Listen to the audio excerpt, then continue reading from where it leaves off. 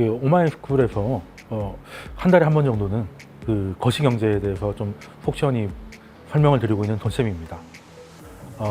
연말이 되다 보니까 특히 올해 같은 경우는 우리나라 증시에 투자하시는 분들은 이제 1월이 또 고점이었다 보니까 좀 답답한 한 해를 보내다 보니 내년에 대한 전망이 그렇게 긍정적이기가 힘든 부분도 있었던 것 같고요. 그래서 내년은 이 상황이 이어질지 아니면 조금 반전이 될지 이런 게 좀 궁금하실 것 같아서 이걸 좀 전망해 보는 시간, 시나리오별로 한번 예측해 보는 시간을 좀 가져봤습니다. 한 시장이 국한돼서 투자하신 분이 아니라면 그 올해처럼 이제 미국 시장이 이제 차별적 성장을 계속 해나갈 것인가, 아니면 이제 내년 좀 올해와 좀 다르게 또 증시라는 게 돌고 도는 부분이 있다 보니까 오히려 좀 힘들었던 한국이나 이머징 시장에서도 기회를 찾아야 될지, 혹은 다른 대안 투자처가 있을지 궁금하신 분들이 좀 참고해 주시면 그 좀 힌트가 되지 않을까 그렇게 생각하고 있습니다.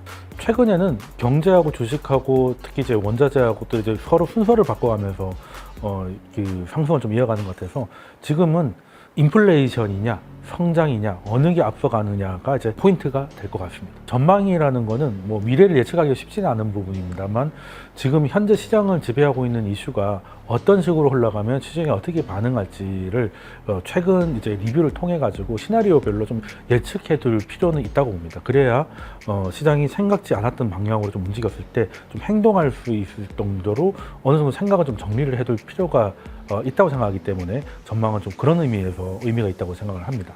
자, 그러면 이제 연준이 예전보다 덜 엄격해진 상황, 그리고 물가는 일단 시간적 요인이 굉장히 많고 시간이 해결해 줄 문제가 굉장히 많고, 그리고 경제가 역기저효과로 내년은 올해보다 낮을 상황이 온다면 순서는 좀 바뀔 수 있겠다는 거죠. 예, 주식과 상품이 좀 비슷하게 가든지 아니면 주식이 조금 더 가든지 될 거고, 경제는 올해보다는 조금 지표상으로는 굉장히 안 좋게 볼 모습이다라고 생각을 하는데 저만 그런 생각을 하는 것 같지는 않아요. 그렇다면 올해가 주식을 놓고 봤을 때는 내년이 주식을 놓고 봤을 때는 올해보다는 좀 좋을 수 있는 환경일 것 같은데, 자, 변수가 뭐가 있겠냐는 거죠. 제 입장에서 이제 보험을 들어놓는 겁니다. 좋다고 했는데 안 좋았어. 그러면 제 틀렸어 이럴까봐 이제 변수를 좀 깔아놔야죠. 어떤 게 있을까? 라고 보면 일단 뭐 물류 대란입니다. 일단은 당장 했거든. 이게 전 뭐 구조적인 원인이라고 생각하지는 않는데 일단 이게 해결이 좀 돼야 돼요.